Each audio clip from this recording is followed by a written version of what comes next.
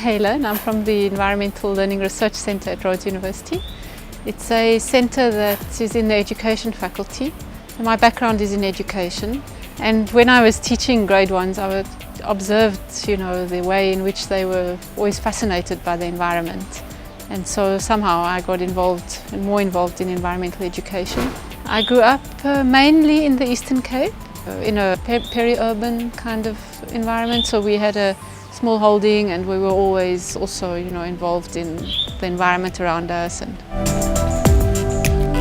I think we very seldom stop and think that biodiversity is actually the foundation of life and all of the life support systems that we rely on. It's the foundation of our food production, it's the foundation of the water systems and the way in which the ecosystems function and so on. So I think that we don't have a very good understanding of the importance of biodiversity, and so it's seen as something separate from people.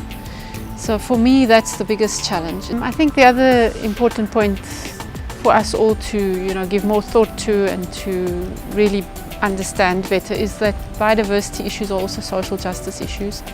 They're not just nice to have issues in our society. We've had a long history of disenfranchisement, of people being separated from their natural resource base, from the land, from having free access to even the aesthetics of biodiversity, the cultural value of biodiversity. So there's a lot that we have to recover, there's a lot that we have to put back in place to ensure better human-environment relationships as we go into the future. And I think for me, my primary passion is education, and so for me the role of education in doing this work is really, really important.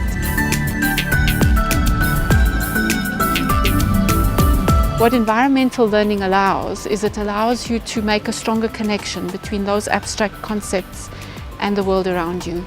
So you can learn about the concept of biodiversity or ecosystems degradation, but you can literally walk outside of your classroom and you can see it around you.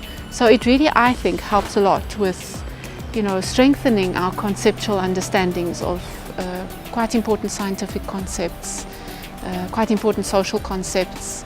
So I think it really adds a lot of value to what you would call traditional education or more formalized forms of education.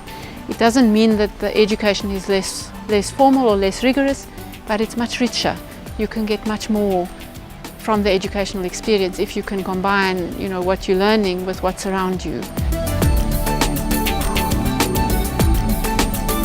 We need to work together more strongly in the next 10 years if we want to have those stronger impacts.